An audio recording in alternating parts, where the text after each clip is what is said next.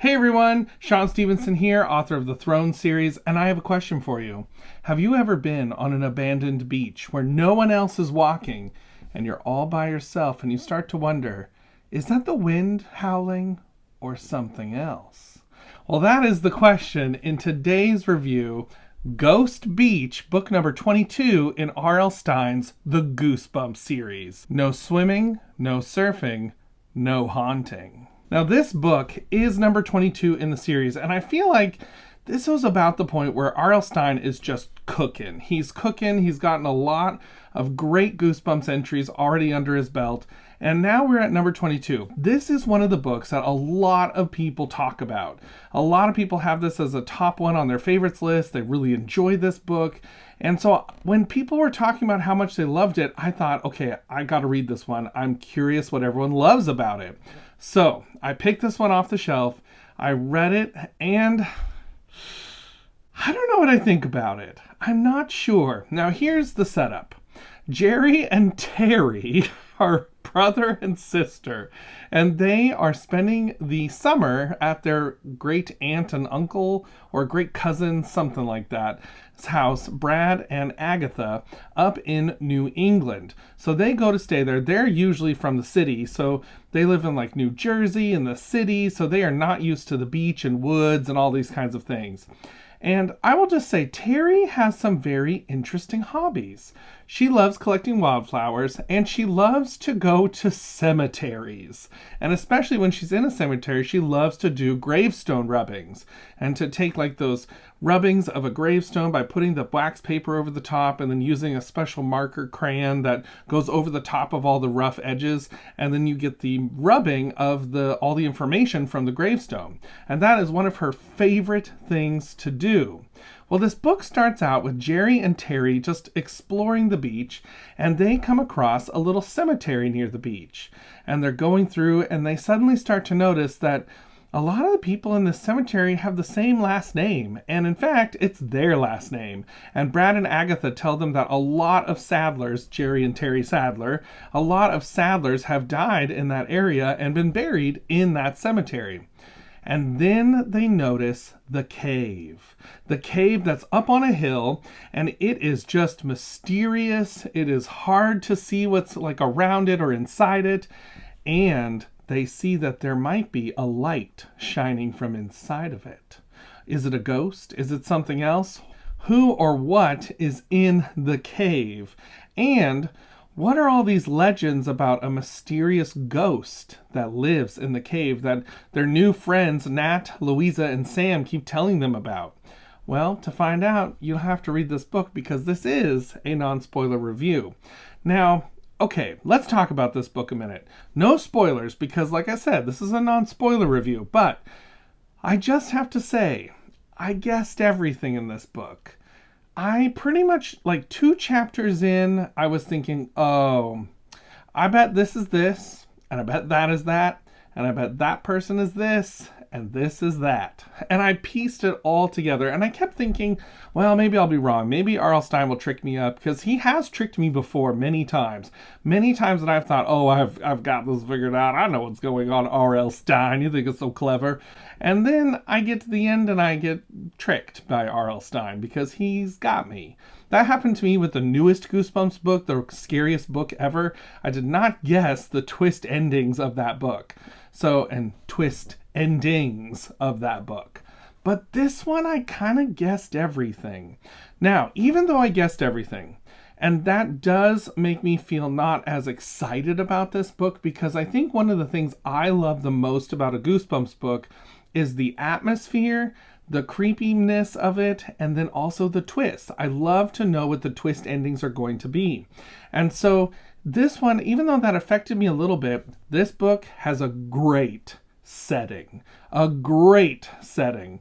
In fact, I was kind of thinking about it, and a lot of times, like other ghost things that are at a beach kind of turn into surfer stuff, or kind of like go back to like Beach Boys era kind of things. And this one really has a more classic ghost story vibe to it. like a much more like long time, like ghost story kind of feel that I think really works for this book. And Jerry and Terry are great, great protagonists in this one. There is a villain, but I'm not going to say anything about the villain because that would be a spoiler. Now, I do think there are things that are not what they seem, and R.L. Stine does do a good job of when you think you have something figured out, he kind of like plays a trick on you a little bit. And even though I kind of saw the tricks, I still was like, okay, I kind of see what you're doing. I kind of know where you're headed. And that did kind of ruin, like I said, my enjoyment of this book. But the setting is just so great. There's also some great action scenes later on near the end of the book where there's some genuine suspense, and there is one super creepy scene near the end. And I kind of wonder if that is why people love this book so much. Not because of the twist, but because of that really creepy, so well written scene. I think R.L. Stine sometimes does not get enough credit for his writing ability and his ability to paint a picture. And in the end of this book, he has a great scene in the cave where it just paints such an amazing, creepy, terrifying picture that I thought, oh yeah, that is terrifying. And it's not, I would say R.L. Stine is never overall horrifying, but he's definitely like creepy, if that makes sense. It's never anything that I'm like, I'm never gonna be able to sleep again. But it's more stuff that's like, wow, that was well written, and that is a really creepy idea. And that's what happens at the end of this book, which I really appreciated that. I thought that was a great, great ending for this story. I will say, the very, very, very, very end, there is a twist that you can kind of see coming. I totally saw it coming. But I didn't really love exactly how the book ended. Mainly because I didn't believe it. It kind of was a little bit like what happened at the end of Headless Ghost, where Headless Ghost, I really love that Goosebumps book. It is still, I think, my favorite book of all Goosebumps I've read.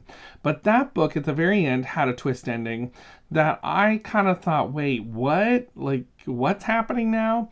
And this one has a similar situation where there is a character who suddenly does some things way out of character. And I kind of thought to myself, I just don't believe that character would actually do those things.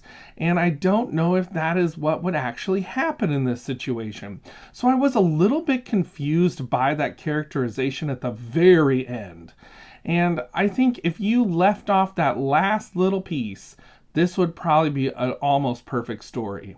But because of that very twist ending, it was almost like one of those sorts of endings where maybe R.L. Stine didn't quite know what to do at the very end or quite how to end it, and I think it could have been stronger. It was still good. Do not get me wrong. This is still a great story, and I think if you have not read many Goosebumps books, give this one a try. See what you think, for sure. I think it is up there for sure in the really good ones. It's not dumb. Like I've heard some of them can be. I don't feel like I've read a really dumb one yet, but I'm sure I am coming to one sooner or later. So all said, Ghost Beach was a good read, just not a great read. It wasn't exactly what I wanted out of a Goosebumps book. So at the end of the day, I would give Ghost Beach a 3.5 out of 5 stars. And I know, don't come at me because this might not be the rating that you had hoped for from me, but 3.5 is where I gotta put it, mainly because, like I said, it was just my experience of reading it.